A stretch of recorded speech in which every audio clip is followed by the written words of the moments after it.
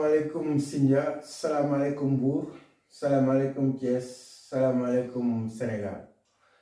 waaw ñëwaat rek seen chronique semaine mais chronique tey bi dafay spécial.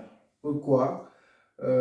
Parce que wax nañu ko waxaat ko autorité Sénégal yi li ñu namm ci Sindia ñu avertiraat leen xëy na bon ñoom yaakaar nañ ne na mu daan demee lay demee maintenant nag kii dañu bëgg ku nekk ngay waa Sindia gëm Sindia bëgg Sindia nga partager live bi pour que ñoom ñu xam ne li woon ni na parce que Sindia on se laisse plus faire dootuñu nangu li fi xewoon mu fiy xewaat. Pourquoi? Dinañ leen dugalal benn vidéo ngeen déglu ko après ñu ñëwaat.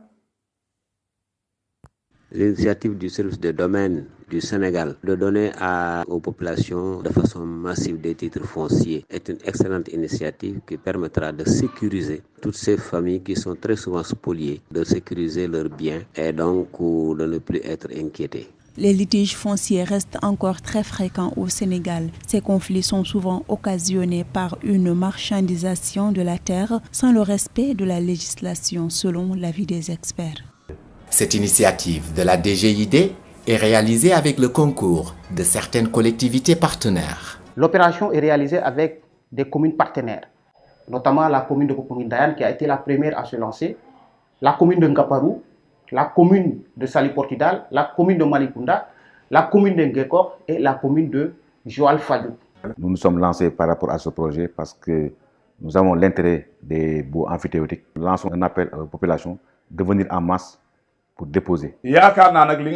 Opportunité ne pouvait être meilleure. Nous qui nous déplacions pour chercher des papiers, si on nous épargne toutes les tracasseries que nous rencontrions, nous ne pouvons que saisir cette aubaine et nous en réjouir.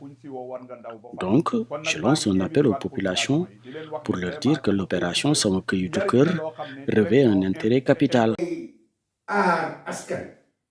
Jox ko accès kayitu kër ba ci ay titre foncier ak wax seen verbe yooyu wax ñambaas ba mu rafet ci tubaab te li ngeen ci jublu mooy en gros mooy aar askan bi ndax ñoom ñoo moom seen suuf ñoo moom seeni alal ndax kenn bañ leen noot. yaakaar naa ne boo leen di tàmbali war ngeen mën a xool ñii nga xam ne ñoo gën a souffrir ci loolu ngeen commencé ci ñoom parce que nag réew dafa am nu muy doxe. Aujourd'hui on a vu ci reportage bii ngeen déglu ñu naan ay maire ñoo jóg romb Sindia dem fekk ji leen dem nekk seen partenaire waaye ñañu fekk ji ñoom ñoo bokk ilif ñooñu ñëpp.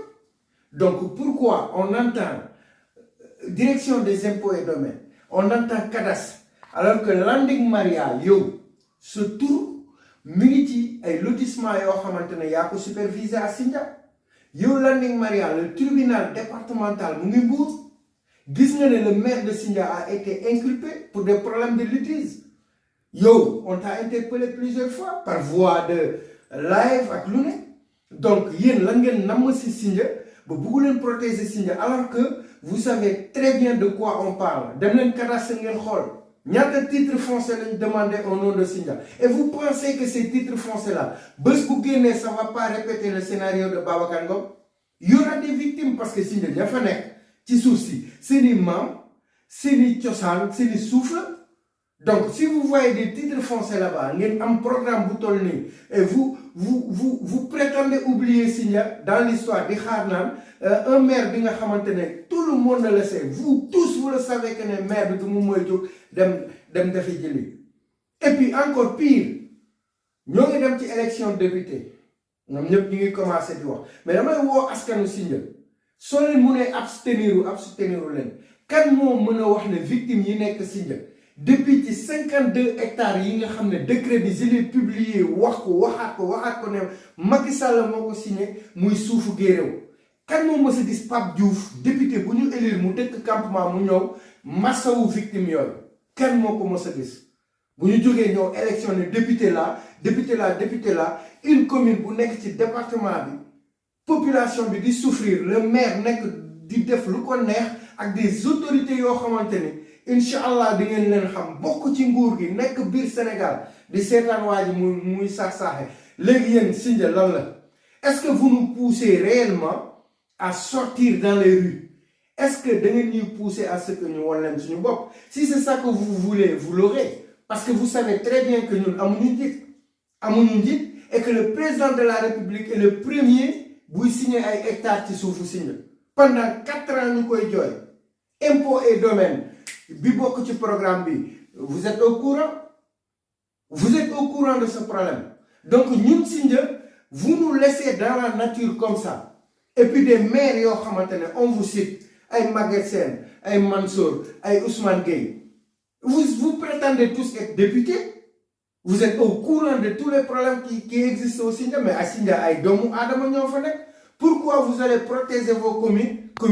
Demain vous venez nous dire voilà votez leen ñu pour ñu nekk député, alors que ce problème-là c'était tellement simple de faire un seul coup de fil à Thierno Diagne su uyuwul ngeen dem au moins là où vous faites vos réunions là, on connaît tous comment ça se passe. Le mec, même s'il n'est pas venu, vous l'appelez. Mais lan moo tax Sindia bokkul? Parce que bëggu leen protéger suufu Sindia, da ngeen bëgg ñu continuer di ñu noot di saax-saaxi suñu suuf.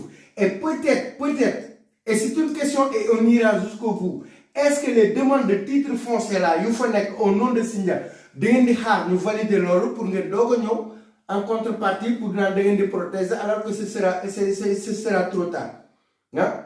Eh bien, nous allons vous montrer que ni And Aar commune Sindia est là pour vraiment aar Sindia. S'il le faut, jusqu'à notre dernier souffle, dinañ ko bàyyi ci suuf pour xeex li. Mais li ngeen nekkee ni di ngeen ko baax parce que à Sindia ay nit ñoo fa nekk comme dans toutes les autres communes et des personnes responsables